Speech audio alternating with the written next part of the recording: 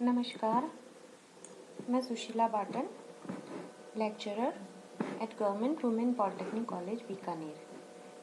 आज का हमारा टॉपिक है 555 timer IC working as a bistable multivibrator. इससे जो प्रीवियस वीडियो लेक्चर थी उसमें हमने 555 टाइमर आईसी की एप्लीकेशंस देखी थी astable multivibrator and as a monostable multivibrator. So in a stable multivibrator, there is no stable state. Both states are unstable and changes its state from low to high and high to low. जबकि monostable multivibrator में एक state stable थी and दूसरी unstable थी। Stable state को change करने के लिए हमें एक्सटर्नल ट्रिगर पल्स अप्लाई करना पड़ता था, जबकि unstable state automatically time period के बाद अपनी स्टेट चेंज कर लेती थी। बाइस्टेबल मल्टीवाइब्रेटर के अंदर दोनों ही स्टेट स्टेबल होती है। यह सबसे सिंपल सर्किट बाइस्टेबल मल्टीवाइब्रेटर में होता है। दोनों स्टेट स्टेबल है, इसलिए इसकी स्टेट को चेंज करने के लिए हमें एक्सटर्नल ट्रिगर पल्स अप्लाइड करना पड़ता है।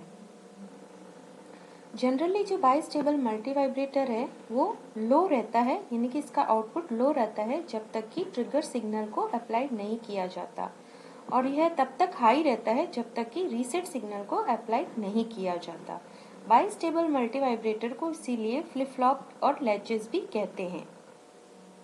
इसे फ्लिप फ्लॉप इसलिए कहते हैं क्योंकि यह एक ही स्टेट में फ्लिप रहता है जब तक कि इस पर एक्सटर्नल ट्रिगर पल्स अप्लाइड नहीं कर दी जाती, और जैसे ही इसमें एक्सटर्नल ट्रिगर अप्लाइड की जाती है यह वापस अपनी ओरिजिनल स्टेट में आ जाता है।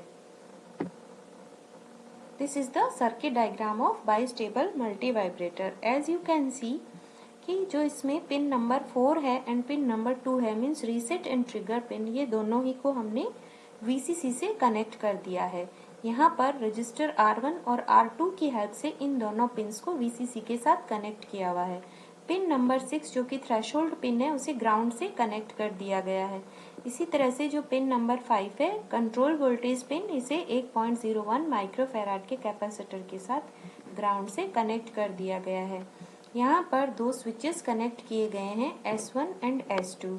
S1 स्विच जो है उसकी ट्रिगर पिन से कनेक्टेड है and S2 pin reset pin से कनेक्टेड है।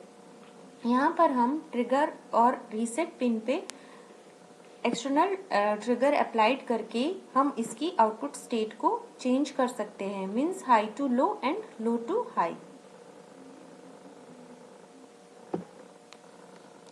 This is the block diagram of 555 timer IC working as a bistable multivibrator.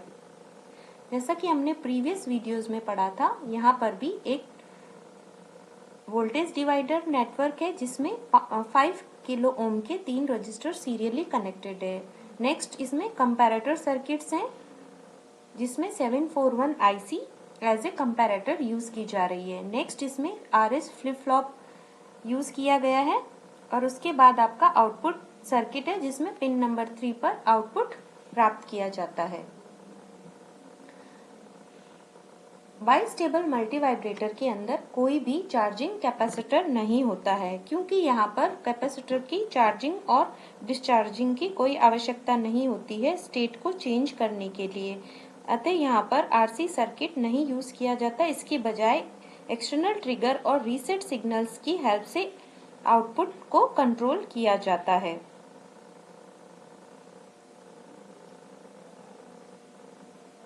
अब इसकी वर्किंग को देखते हैं। फर्स्ट ऑफ ऑल, जब हम सेट पिन को प्रेस करते हैं, यहाँ पर जब सेट पिन को हम इनिशियली जो 6 नंबर पिन है जो कि थ्रेशोल्ड पिन है, जैसा कि मैंने आपको बताया था कि ये ग्राउंड से कनेक्टेड है, तो 6 नंबर पिन 0 वोल्टेज पे है। 2 एंड 4 जो पिन्स हैं उनको R1 और R2 रजिस्टर की हेल्प से सप्लाई वोल्टेज से कनेक्ट किया गया है। सो 2 नंबर पिन आपका VCC पे है। सो कंपैरेटर फर्स्ट का जो आउटपुट है, मीन्स अपर कंपैरेटर का आउटपुट आपको 0 मिलेगा क्योंकि थ्रेशोल्ड 0 पर है एंड नेगेटिव पे 2/3 VCC अप्लाइड हो रहा है। सो इसका आउटपुट आपको लो मिलेगा। इसी तरह से सेकंड कंपैरेटर पे कंपैरेटर की जो ट्रिगर पिन है उस पे वो VCC से कनेक्ट है, तो इसकी वैल्यू 1/3 VCC से ज्यादा है, इसलिए लोअर कंपैरेटर का आउटपुट भी 0 मिलेगा। इसका मतलब ये हुआ कि फ्लिप फ्लॉप के R और S दोनों ही इनपुट पे हमें 0 प्राप्त हो रहा है। S equals to R and R equals to S equals to भी 0 है एंड R इक्वल्स टू भी 0 है। सो आउटपुट यहाँ पे Q है वो 0 होगा and Q bar is equals to 1। अब यहाँ पर हम जो सेट पिन है उसे हम प्रेस करते हैं। जब हम सेट पिन को प्रेस करते हैं, S1 पिन को प्रेस करते हैं, तो यह ग्राउंड से कनेक्ट हो जाती है। जब ये ग्राउंड से कनेक्ट हो जाती है तो पिन नंबर 2 पे 0 वोल्टेज अप्लाइड होगा क्योंकि ये ग्राउंड से कनेक्ट हो गई है और इसकी वैल्यू 1/3 VCC की वैल्यू से कम हो गई, इसलिए लोअर कंपैरेटर का आउटपुट हाई मिलेगा, मीन्स 1 मिलेगा। अपर कंपैरेटर के थ्रेशोल्ड पिन पे अभी भी 0 अप्लाइड है, इसलिए इसका आउटपुट लो मिलेगा। सो यहाँ पर RS फ्लिप फ्लॉप के सेट पर हाई इनपुट रिसीव हो रहा है और RS फ्लिप फ्लॉप सेट हो जाएगा। RS फ्लिप फ्लॉप सेट हो गया तो इसके फ्लिप फ्लॉप के Q आउटपुट पे हाई मिलेगा और पिन नंबर 3 पर भी आउटपुट हाई हो जाएगा, मीन्स आपका जो टाइमर आईसी है उसने अपनी स्टेट लो से हाई में चेंज कर ली। नेक्स्ट, अब अगर हम इस स्विच को रिलीज कर देते हैं तो अब लोअर कंपैरेटर का आउटपुट अगेन आपका 0 पे आ जाएगा। अपर कंपैरेटर ऑलरेडी 0 पे है, सो RS फ्लिप फ्लॉप के दोनों इनपुट 0 0 पे आ जाएंगे और जो फ्लिप फ्लॉप है अपनी प्रीवियस स्टेट में रहेगा, मीन्स आपका आउटपुट जो हाई था वो अभी भी हाई रहेगा। Q is equals to still at high value. Now अब हम प्रेस करेंगे स्विच नंबर 2 को, S2 स्विच को, जो कि रीसेट स्विच है। यह स्विच कनेक्टेड है फ्लिप फ्लॉप के रीसेट इनपुट से, तो यहाँ पे जब हम इसको प्रेस करेंगे तो फ्लिप फ्लॉप रीसेट हो जाएगा। फ्लिप फ्लॉप रीसेट हो जाएगा मीन्स आपका आउटपुट Q है वो 0 हो जाएगा। Output Q 0 means output pin number 3 पे आपको 0 मिलेगा।